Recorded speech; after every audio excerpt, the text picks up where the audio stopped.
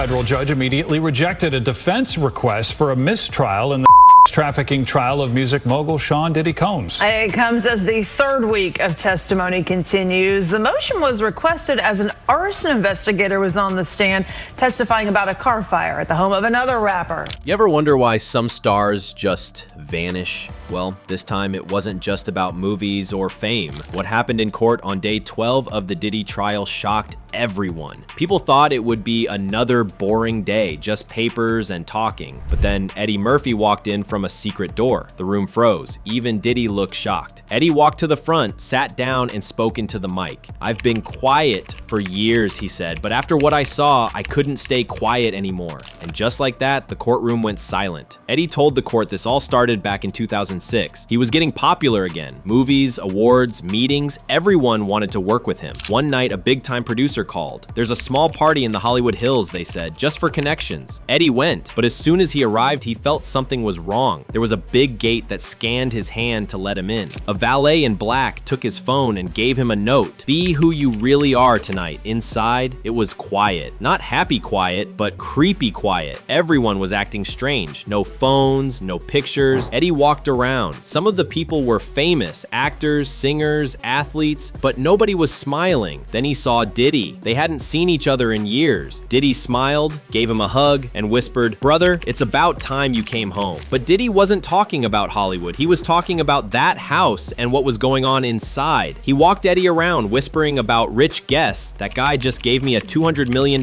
deal. That one, he does whatever I say." Then Diddy stopped in front of a wooden door. He looked serious and said, "This is where choices are made. Want to stay funny and broke or move up in the game?" Eddie laughed nervously, but Diddy wasn't joking. Inside the room, Eddie saw a camera. It wasn't hidden, it was set up, like it was waiting. People went in looking scared and came out either super happy or super empty. That's when Eddie knew. This wasn't a party, it was a test. Eddie walked outside for fresh air, but a woman stopped him and said, "Are you done with the experience yet?" That word stayed in his head, experience. So Eddie went back inside. That's when things got even worse. He was taken into a back room. No music, just candles and a long table with silver trays. Famous people were there, including Dwayne Johnson. Diddy stood at the head of the table. He smiled and said, "Tonight is about greatness. Greatness doesn't come easy." Then someone gave Dwayne a tray. Inside, something Eddie would never forget. It was a strange and raw dish. Diddy said, "Eat it, you get the role." Dwayne looked unsure. Then he did it. Everyone clapped. Diddy grinned and said, "That's what I'm talking about. Who's next?" Eddie felt sick. He looked for the door, but Diddy stepped in front of him. "You ready, preacher boy?" he asked. Eddie said, "I wasn't expecting this." Diddy replied, "Then why are you here?"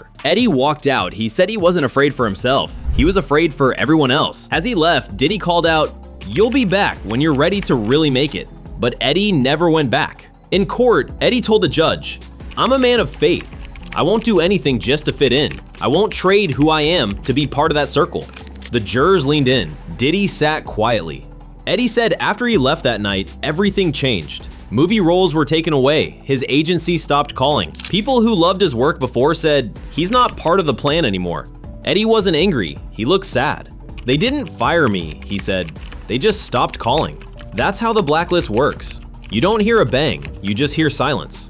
Eddie tried to keep working. He wrote scripts, did voice work, but nothing stuck. In meetings, people smiled but then disappeared. "It's like I was floating outside the gates," he said. He shared emails in court. One even said, "Not aligned, pass." That's what happens when you say no in Hollywood. Eddie shared how all of this made him feel.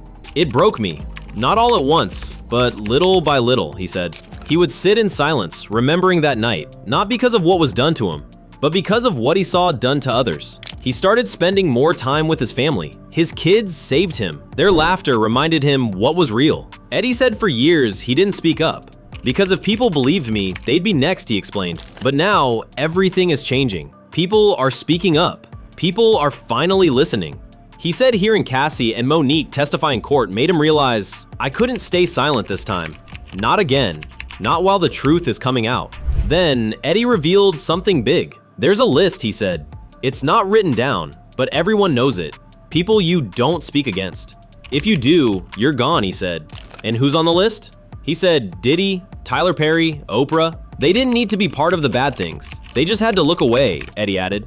He told the court, "This isn't just about what happened in that house. It's about how many people kept it quiet." Some people paid to make it disappear, others just stayed silent. He said one actor warned him, "They don't come back for people who cross the line." In the end, Eddie said, "I lost the spotlight, but I found my peace." He didn't come to court for fame or revenge. He came to tell the truth. "I'm not here to bring Diddy down," he said. "I'm here to make sure no one ever has to be built up by him again." The lawyer asked, "What's the most important thing the world should learn from this?" Eddie leaned in. "Hollywood doesn't run on talent. It runs on submission." He looked at the jury. The louder someone laughs, the more they might be hiding. Diddy didn't build an empire, he built a trap. And too many of us walked right into it, thinking it was a staircase. And then Eddie gave the line that went viral. "Don't protect the pretty lie. Let the truth be ugly." He stood up. The whole courtroom rose with him. Like and subscribe for more news like this.